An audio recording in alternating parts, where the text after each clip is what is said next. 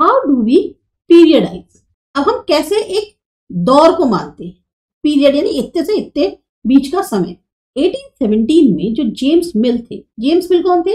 एक Scottish economist थे और पॉलिटिकल फिलोसोफर थे।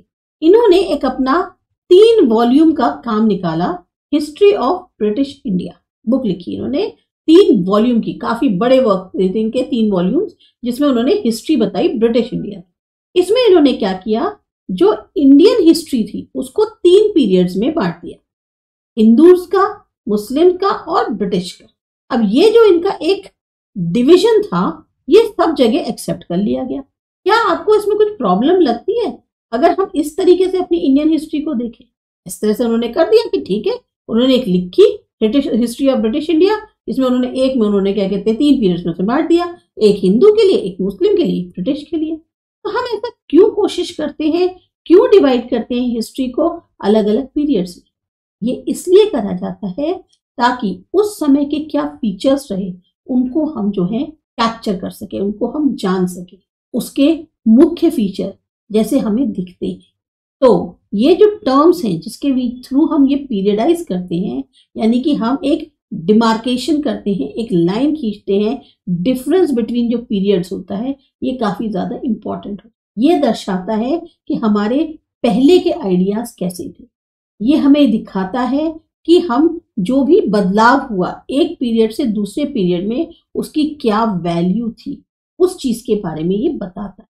मिल जो थे, जेम्स मिल, इनका क्या सोचना था कि जितनी भी एशियन सोसाइटीज हैं, जितनी भी क्या सारी एशियन सोसाइटीज जो हैं, उनका जो यूरोप के मुकाबले अगर कंपेयर किया जाए तो वो लोग जो हैं उनका जो एक सभ्य, हम कह सकते हैं सिविलाइज मीन्स सभ्य, वो जो है उनका बहुत ही लोअर लेवल है। यूरोपियंस ज्यादा सभ्य हैं, ज्यादा डिसेंट हैं, कल्चर्ड हैं, बहुत हाईली सिविलाइज लोग हैं, लेकिन सारी एशियन सोसाइटीज उनकी नजर में लोअर लेवल में थी सिविलाइजेशन के मामले में यूरोप से कंपेयर करने पे। इन्होंने जो हिस्ट्री बताई है उनके अनुसार जब तक ब्रिटिशर्स इंडिया नहीं आए थे तो जो हिंदू और मुस्लिम राजा थे वो कंट्री का रूल करते थे। अब हिंदू और मुस्लिम राजा, उन्होंने ये मान लिया कि जब हम नहीं आए थे तब से हिंदू और मुस्लिम राजा रूल करते थे। धार्मिक तौर पर इंटॉलरेंस थी, मतलब एक दूसरे को सहन नहीं कर सकते थे। कास्ट के बहुत ज्यादा लेकर टैबूज थे, मतलब जातिवाद बहुत ज्यादा था। सुपरस्टिशियस, अंधविश्वास की प्रैक्टिसेस बहुत एक्सेस में डोमिनेट करी जाती थी सोशल लाइफ पर, यानी इन्हीं के बोलबाला था। ब्रिटिश रूल जब आया तो मिल को ऐसा लगा कि यही लोग जो हैं इंडिया को सभ्य बना सकते हैं, और इसके लिए बहुत जरूरी था कि हम इंट्रोड्यूस करें जो हमारे यूरोपियन मैनर्स हैं, तौर तरीके हैं, हमारे यहाँ की आर्ट है, इंस्टीट्यूशंस हैं, या जो हमारे के कानून हैं, उन्हें हम इंडिया में इंट्रोड्यूस करें। मिल को ऐसा लगा कि उन्होंने सजेस्ट भी किया कि ब्रिटिश जो है सारी की सारी टेरिटरीज जो इंडिया के अंदर हैं, टेरिटरीज मीन जितने भी क्षेत्र हैं, उनको जीत लें, ताकि जो इंडियन लोग हैं वो ज्ञानवर्धक हो जाएं और उनके पास खुशियां आ जाए, क्योंकि इंडिया अपने आप में केपेबल नहीं है कि वो ब्रिटिश की हेल्प के बगैर प्रोग्रेस कर पाए, तरक्की कर पाए। तो ये जो आइडिया था उनका हिस्ट्री का, उसमें ब्रिटिश रूल जो है वो क्या रिप्रेजेंट कर रहा है, सारे के सारे फोर्सेस जो भी प्रोग्रेस और सिविलाइजेशन से रिलेटेड है। यानी जो पीरियड ब्रिटिश रूल से पहला था वो तो पूरा अंधकार भरा था, कुछ था ही नहीं उस टाइम पे। अब ये जो कंसेप्शन है, क्या हम इसे आज एक्सेप्ट कर सकते हैं कि तुम आए तभी जो है हमारे यहाँ उजाला आया, हमारे यहाँ रोशनी आई, हमारे यहाँ सब लोग ज्ञानवर्धक हो गए, खुश हो गए, तो उससे पहले क्या सब दुखी रहते थे? इसी तरीके से क्या हम किसी भी पीरियड को जो हमारे हिस्ट्री का है उसको हिंदू और मुस्लिम रेफर कर सकते हैं?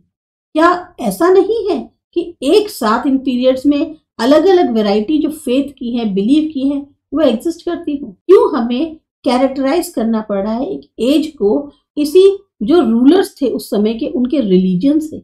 इसका मतलब क्या है कि हम ये समझा रहे हैं कि जो लोग रहते थे उनकी लाइफ्स और प्रैक्टिसेस जो और लोगों की थी वो मायने नहीं रखती थी।